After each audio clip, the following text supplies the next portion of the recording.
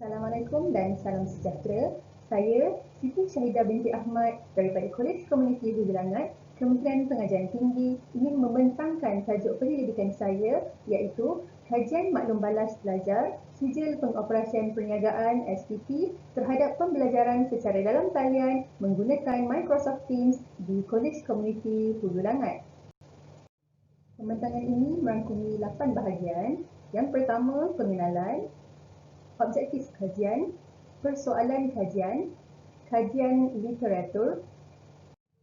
Yang kelima, metodologi. Yang keenam, dapatan kajian, perbincangan dan juga kesimpulan. Okey, untuk pengenalan, umum tahu pada tahun 2020 iaitu pada bulan Januari, Pertubuhan Kesihatan Sedunia ataupun WHO telah mengisytiharkan wabak COVID-19 sebagai isu kesihatan awam global yang mendapat perhatian antarabangsa dan juga telah diisytiharkan sebagai pandemik pada 11 Mac 2020.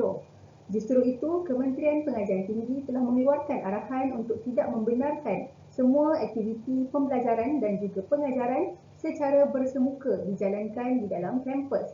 Sebaliknya, ia perlu dilaksanakan secara dalam talian. Sistem pembelajaran secara dalam talian terbentuk dengan hasil gabungan talian internet dan juga proses PDP.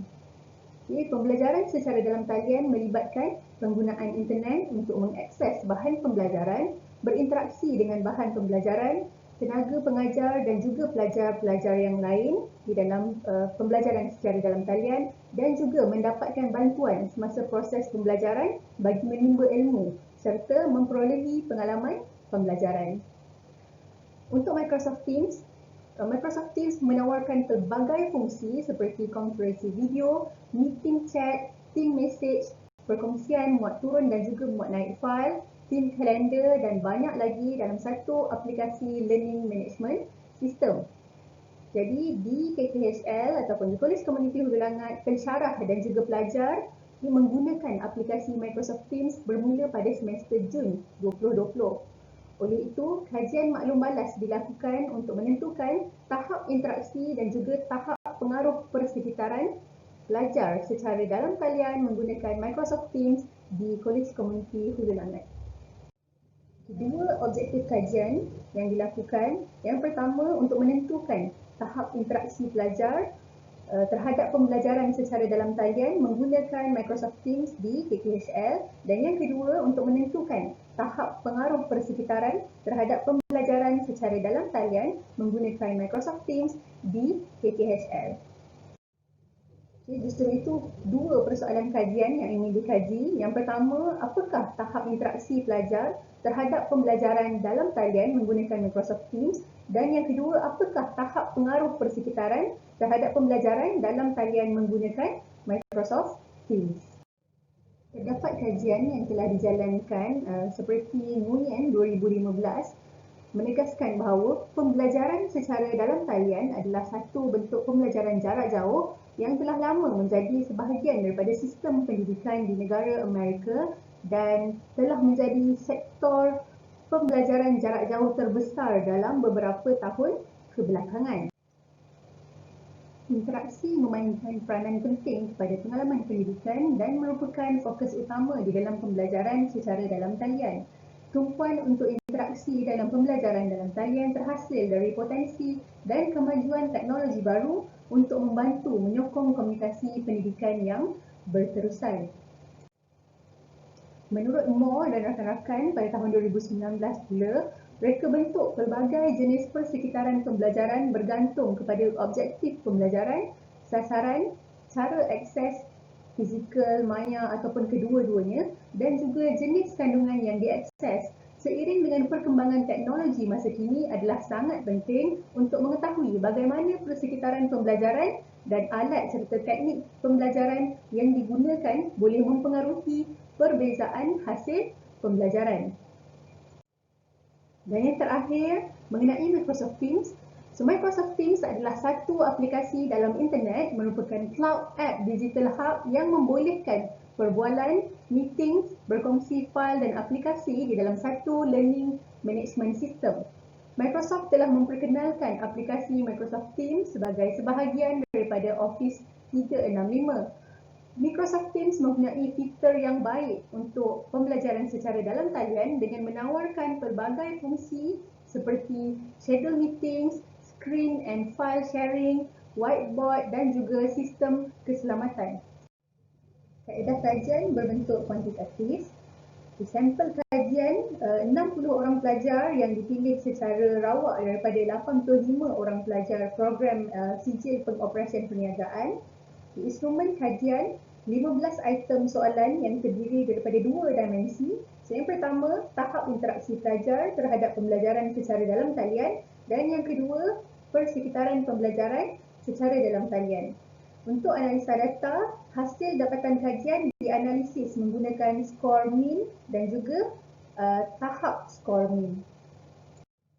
Berikut merupakan jadual maklumat responden yang terdiri daripada pelajar semester 1 seramai 24 orang pelajar, merangkumi 40%, semester 2 iaitu bilangan pelajar seramai 4 orang iaitu 6.7% dan juga semester 3 iaitu 32 orang pelajar, 53.3%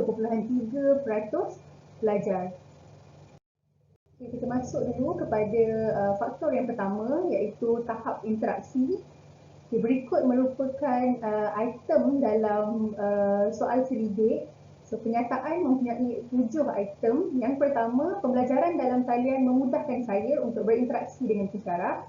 Yang kedua, interaksi saya dengan pensyarah menjadi semakin rapat melalui pembelajaran dalam talian. Yang ketiga, pembelajaran dalam talian menjadikan saya selesa untuk meluahkan masalah yang dihadapi. Yang keempat, salah faham di antara pensyarah dan pelajar sering terjadi dalam kelas pembelajaran dalam talian. Yang kelima, interaksi sesama pelajar menjadi lebih mudah dengan pembelajaran dalam talian. Yang keenam, salah faham antara pelajar sering terjadi dalam pembelajaran dalam talian, terutama ketika pembentangan secara berkumpulan. Dan yang ketujuh, tugasan berkumpulan dapat diselesaikan dengan mudah melalui pembelajaran dalam talian. Untuk dapatan kajian bagi faktor pertama iaitu interaksi, berikut merupakan jadual jumlah kekerapan pilihan jawapan responden dan juga peratus pilihan jawapan responden bagi maklum balas interaksi pelajar terhadap pembelajaran dalam talian menggunakan Microsoft Teams. Untuk jadual 1 merupakan bilangan jawapan pelajar yang menjawab skor daripada 5 sangat setuju kepada 1 iaitu sangat tidak setuju. Dan jadual kedua menunjukkan peratus pilihan jawapan. Berdasarkan jadual 3, nilai skor min keseluruhan maklum balas interaksi pelajar terhadap pembelajaran dalam talian menggunakan Microsoft Teams berada pada tahap sederhana iaitu 2.98. Untuk setiap item, kita dapati skor min kesemuanya berada dalam tahap sederhana. Ini menunjukkan bahawa pelajar SPP masih belum mampu berinteraksi sepenuhnya secara dalam talian menggunakan Microsoft Teams. Bagi objektif yang kedua iaitu pengaruh persekitaran pembelajaran, berikut merupakan item soalan di dalam soal selidik. So, yang pertama, persekitaran pembelajaran dalam talian membantu saya untuk memahami bahan pembelajaran dengan lebih mudah. Yang kedua, persekitaran pembelajaran dalam talian meningkatkan semangat saya untuk belajar dan memahami bahan pembelajaran secara aktif. Yang ketiga, persekitaran pembelajaran dalam talian menarik minat saya untuk belajar secara dalam talian. Yang keempat, saya berasa selesa menjawab soalan di dalam kelas dalam talian.